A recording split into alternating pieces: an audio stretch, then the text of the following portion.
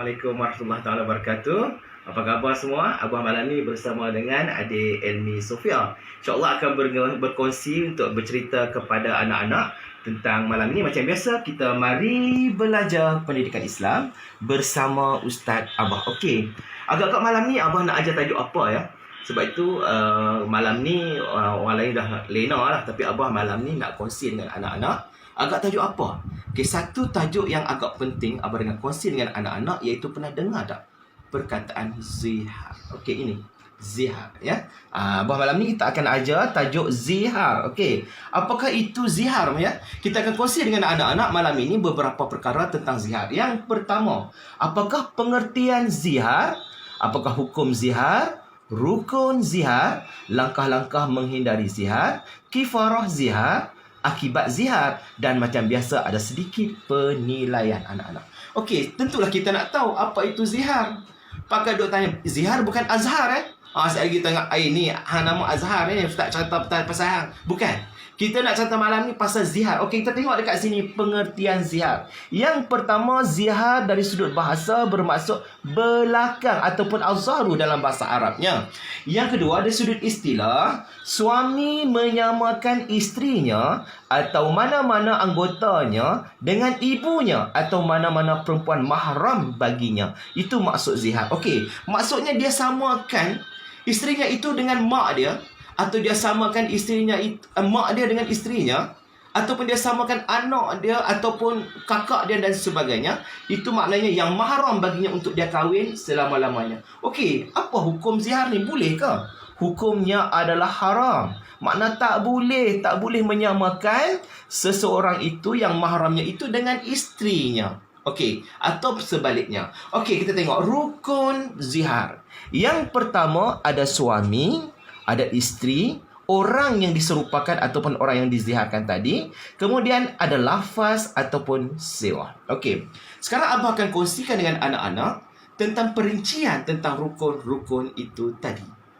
Yang pertama, suami.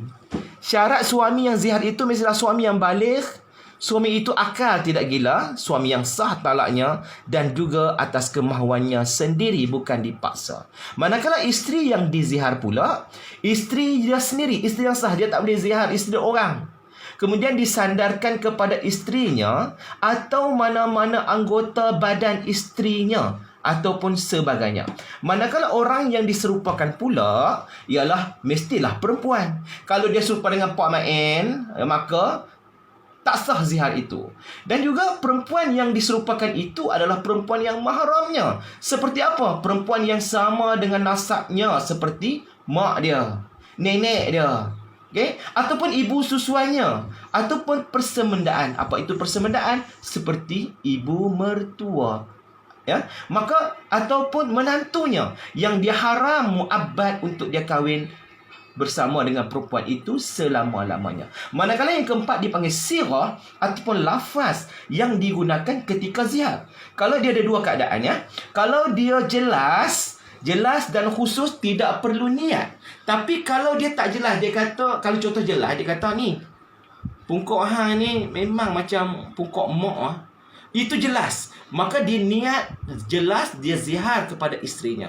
Tetapi kalau dia kata hang ni cantik macam mak, cantik itu masih lagi dalam keadaan kinayah, maka tak jelas, maka kalau dia ada niat untuk zihar, maka jatuhlah zihar tersebut. Okey, so anak-anak, bagaimanakah langkah-langkah untuk kita menghadapi masalah zihar ini ya?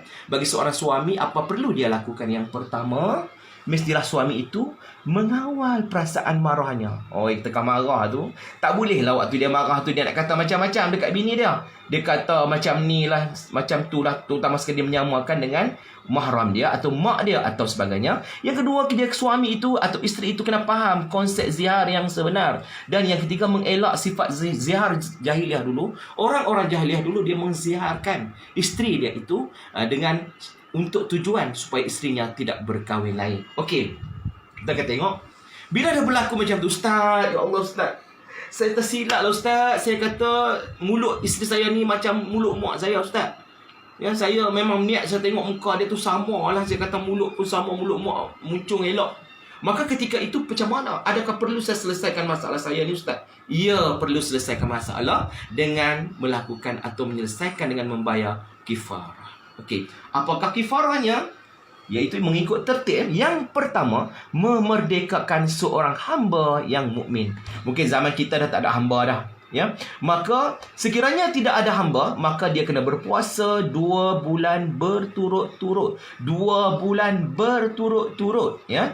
Yang ketiga, memberi makan 60 orang fakir miskin. Maka dia mesti ikut tertib. Tak boleh dia kata dia ni mampu untuk berpuasa 2 bulan berturut-turut, maka dia tak apa, malah puasa, aku nak bagi makan 60 orang fakir miskin. Tak boleh. Mesti ikut tertib dari segi kifarah zihar. Okey. Apakah akibat ataupun implikasi kepada zihar, ya? Kita tengok dekat sini, akibat zihar akan mendapat kemurkaan Allah Subhanahu wa taala, yang juga isteri dan suami itu diharamkan melakukan persetubuhan. Yang ketiganya, sudah pastilah menjatuhkan maruah isteri. Dia samakan benda yang pelik-pelik kepada isterinya. Dan yang keempat, suami tadi wajib membayar kifarah. Jadi itulah serba sedikit tentang ataupun maklumat tentang berkenaan dengan zihar, iaitu menyamakan isteri atau menamakan belakang isteri dengan mahramnya. So anak-anak, macam biasa ada sedikit penilaian yang akan abang berikan kepada anak-anak. Yang pertama, nyatakan pengertian zihar. Yang kedua, jelaskan rukun dan syarat zihar. Yang ketiga, suami yang menziharkan isterinya wajib bayar kifarah sebelum bersetubuh dengannya. Terangkan kifarah tersebut secara tertib. Dan yang keempat, zihar membawa akibat buruk kepada suami dan isteri. Huraikan akibat-akibat tersebut.